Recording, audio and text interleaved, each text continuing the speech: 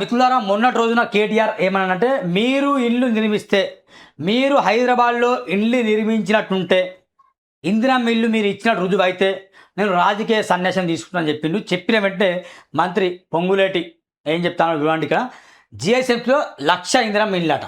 త్వరలో సీఎం రేవంత్ రెడ్డి శంకుస్థాపన చేస్తారు. మంత్రి పొంగులేటి ఆడబిడ్డల పేరిట ఉచితంగా రిజిస్ట్రేషన్ చేస్తాం. బీఆర్ఎస్ కంటే ఎక్కువగా ఇల్లు కట్టకపోతే వచ్చే ఎన్నికల్లో పోటీ చేయను. నా సవాలుకు కేటీఆర్ సిద్ధమేనా? ఇందిరమ్మ ఇల్లు కట్టిన ఊళ్ళలోనే ఓట్లు ఆడుతామని వెళ్ళాడట. వాస్తవం ఇందిరమ్మ ఇల్లు చాలా ఊళ్ళలో వస్తున్నాయి. అబద్ధం చెప్పి వస్తున్నాయి, నిజమే ఒప్పుకోవాలి. వస్తున్నాయి కాబట్టి వస్తున్నాయని చెప్తాం, రాకపోతే రావని చెప్తాం. దీనికి సూరన్న ఏంది కొందరు అంటాను, సూరన్న కాంగ్రెస్ భజన చేస్తామంటే ఎవరు చేస్తారు భజన? రేవంత్ ఏమైనా కట్టలు ఇచ్చిన నాకు నా ఇంటికి పంపించిన కట్టలు ఉన్నారు. కాంగ్రెస్ పార్టీకి భజన జర్నలిస్టులు ఉంటారు, నేను అట్లా చేయను. వాటి చెప్తా. నిరుపేద ఆత్మగౌరవాన్ని చిహ్నంగా ఓఆర్ఆర్ ఇన్నర్ పరిధిలోని క్యూర్ ఏరియాలో జిఎస్ఎంసీ పరిధి తొలి విడత 1,00,000 ఇందిరమ్మ ఇళ్ల నిర్మాణానికి త్వరలోనే సీఎం రేవంత్ రెడ్డి శంకుస్థాపన చేస్తారని మంత్రి పొంగులేటి శ్రీనివాసరెడ్డి ప్రకటించారు. ఈ ఇళ్లను లబ్ధిదారులపై ఒక్క పైసా భారం లేకుండా కోట్ల రూపాయలు విలువైన ప్రభుత్వ భూములను నిర్మించి ఆడబిడ్డల పేరిట ప్రభుత్వం ఉచితంగా రిజిస్ట్రేషన్ చేసి ఇస్తుందని వెల్లడించారు. బుధవారం సెక్రటరియట్లో మంత్రులు పొన్నం ప్రభాకర్, అహ్మద్ అజరుద్దీన్, ఎమ్మెల్యే రాజేందర్తో కలిసి పొంగులేటి మీడియాతో మాట్లాడారు. మెగా హౌసింగ్ ప్రాజెక్టు కోసం ఇప్పటికే క్యూ పరిధిలోని 24 నియోజకవర్గాల్లో 12 రోజుల వ్యవధిలోనే 39 నుంచి 40 ప్రభుత్వ స్థలాలను 1000 గజాల నుంచి 25 ఎకరాల వరకు అధికారులు గుర్తించారట. ఆ గుర్తించిన దాంట్లో వాళ్ళట ఇస్తారట. మిత్రులు, మనం చదివే ప్రయత్నం చేద్దాం.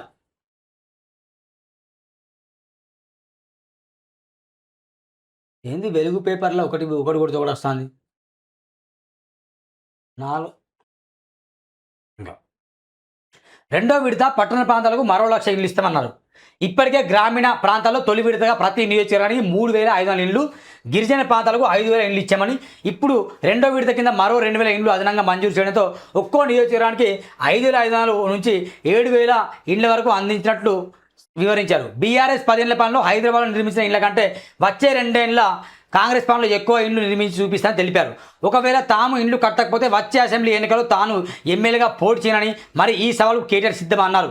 ఇండ్ల పేరిట డ్రామాలు ఆడుతున్న బీఆర్ఎస్ నేతలు అసంబద్ధ వ్యాఖ్యలు చేస్తున్నారని, తాము ఇందిరమ్మ ఇండ్లు ఇచ్చిన గ్రామాలను ఓట్లాడుతామని, గత ప్రభుత్వం కట్టిన ప్రాంతాల్లోనే ఓట్లడు దమ్మే వారికి ఉందా సవాల్ విసిరాడు. వాస్తవానికి డబల్ బెడ్రూములేవి, 3 ఎకరాల జాగా ఏది, గూడులేని పేదవాళ్ళము, ఓ సర్కారోడ గోడుగోడున బతుకుతున్నాము అని ఒక పాట ఉంది. అంటే డబల్ బెడ్రూమ్ ఇస్తా అని చెప్పేసి దమ్కి ఇచ్చిండు. ఎవరు? మన కేసీఆర్. డబల్ బెడ్రూమ్ అని చెప్పి నిజంగా అందరు దమ్కి ఇచ్చిండు. దళితులకు 3 ఎకరాల భూమిని దమ్కి ఇచ్చిన ఘనుడు కేసీఆర్. దళిత సీఎం అని చెప్పిన ఘనుడు కేసీఆర్. మాట ఇస్తే తప్ప తల నరుక్కుంటా అని చెప్పిండు. మరి తల నరుక్కున్నాడు కేసీఆర్. కేసీఆర్కు చిత్తశుద్ధి ఉంటే ఆత్మహత్య చేసుకోవాలి. ఎందుకు తల నరుక్కుంటా అంటే దాని అర్థమే ఆత్మహత్య చేసుకోవడమే. మరి దళితులకు 3 ఎకరాల భూమి ఇచ్చినా ఇయ్యలే, డబల్ బెడ్రూమ్ ఇచ్చినా ఇయ్యలే. కానీ కేసీఆర్ ఘనకారం ఏం చేసిందంటే ఎమ్మెల్యేలకు 3 బెడ్రూమ్ ఇచ్చింది కింగ్కోట్ల. మరి పిచ్చోడ మాకీరా డబల్ బెడ్రూమ్ అంటే ఎమ్మెల్యేలకు 3 బెడ్రూమ్ ఇచ్చిండు. నిజంగా డబల్ బెడ్రూమ్ అయితే ఇవ్వలేదు. నేను చెప్తున్నాను కదా, డబల్ బెడ్రూమ్లు బీఆర్ఎస్ టైంలో ఏ గ్రామానికి ఇచ్చింది మీరు చెప్పండి? మిషన్ భగీరథ అని చెప్పిండు, డబ్బులు నొక్కిండు. రైతు వేదికలు, దాంట్లో డబ్బులు నొక్కడమే. మిషన్ కాకతీయ, దాంట్లో డబ్బులు నొక్కడమే.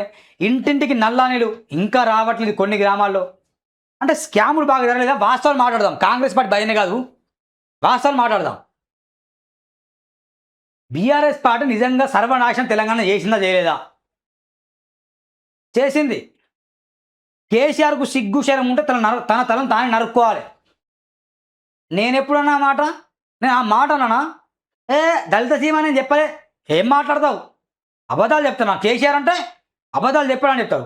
దళిత సీఎం అని చెప్తానని చెప్పి అబద్ధం మాట్లాడేదా? దళితులకు 3 ఎకరాల భూమి ఇస్తానని చెప్పి అబద్ధాలు మాట్లాడేలా? డబల్ బెడ్రూమ్లు ఇస్తానని చెప్పి అబద్ధాలు మాట్లాడేలా? ఇంటికి ఒక ఉద్యోగం అని చెప్పిండు. ఈ కాన్సెప్టే గెలిపించింది కేసీఆర్ని. అప్పుడు జనాలు నమ్మలే మిత్రులారా. నిజంగా తెలంగాణ ఉద్యమం, మీ చిన్న రాజీ చెప్తా, నిజంగా తెలంగాణ ఉద్యమ సమయంలో కేసీఆర్ని అప్పుడే చాలామంది నమ్మితే 119 నియోజకవర్గాలు కనీసం 100 సీట్లను వస్తాయా కేసీఆర్ గారికి ఎన్ని వచ్చినాయి? తిప్పి కొడితే 60 రాలే. 60 నుంచి 70 మధ్యలో వచ్చినాయి, ఎక్కువ రాలే. మరి అప్పుడు కూడా నమ్మలే. గింత తెలంగాణ ఉద్యమం ప్లస్ ఆత్మహత్యలు ప్లస్ కేసీఆర్ హామీలు తల నరుక్కుంటా 3 ఎకరాల భూమి ఇలాంటి పెద్ద పెద్ద మాటలు చెప్తేనే కానీ 60 సీట్లు 70 సీట్ల మధ్యలో ఎక్కువ రాలే సీట్లు వాళ్ళని. అంటే అప్పుడు కూడా అతన్ని ఎవరు నమ్మలే, ఎక్కువ సీట్లు రాలే అప్పటికి కూడా, జస్ట్ సగమే. ఉద్యమ సమయంలో కూడా సగం మంది నమ్మలే, ఎక్కువ మంది నమ్మలే. ఈ లాజిక్ అర్థం చేసుకోండి మీరు. కేసీఆర్ పచ్చి మోసగాడు, నేను చెప్తున్నాను కదా. డబల్ బెడ్రూమ్లు ఇవ్వలే, దళితులకు 3 ఎకరాలు ఇవ్వలే, ఇంటికో ఉద్యోగం ఇవ్వలే, ఉచిత బీమా, ఉచిత పథకాలు ఇవన్నీ ఇచ్చిండు. కళ్యాణ లక్ష్మి విషయంలో మెచ్చుకోవాలి కేసీఆర్ని. కొన్ని పథకాల్లో మెచ్చుకో, రైతు బంధు మెచ్చుకోవాలి. కానీ రైతు బంధు ఎవరికి ఇచ్చిండు? మల్లారెడ్డికి కొన్ని కోట్లు ఇచ్చిండు, పరిశ్రమకు రైతు బంధు ఇచ్చిండు. ఇలాంటి చాలా ఉన్నాయి పథకాలు మాట్లాడాలంటే. అంటే సవాల్ చేస్తాడు ఎవరు? మన పొంగులేటి గారు. మేము కష్టంగా నిర్మించి ఇస్తామని చెప్పారు. మరి చూద్దాం, మరి పొంగులేటి గారి సవాల్ని కేటీఆర్ స్వీకరిస్తారా లేదా? ఒకవేళ పొంగులేటి గారు చెప్పినట్టు రేవంత్ రెడ్డి ప్రభుత్వం కనుక ఓన్లీ క్యూర్ హైదరాబాద్ జిహెచ్ఎంసీ పరిధిలో 2 లక్షల ఇల్లు నిర్మించి ఇవ్వకపోతే అప్పుడు మేము ప్రశ్నిద్దాం. బీఆర్ఎస్ వాళ్ళు సూరన్న అందరం కలిసి ప్రశ్నిద్దాం. కానీ కేటీఆర్ పచ్చి పచ్చి మాటలు చెప్పదు, అబద్ధాలు. మీరు చెప్పింది వేదం కాదు. మీరు గతంలో పరిపాలన తీరు అంతా తెలుసు, ఎంత దోషమో మాకు తెలుసు. మళ్ళీ చెవులో పూలు పెట్టకండి. వీళ్ళు కూడా దొంగలేమో, ఇలా దొంగతనం మళ్ళీ నెక్స్ట్ ఇయర్ బయటపడుతుంది చేయకపోతే. అప్పుడు ప్రశ్నిద్దాం. టైం అనుకోని చూద్దాం ఏమైద్దో.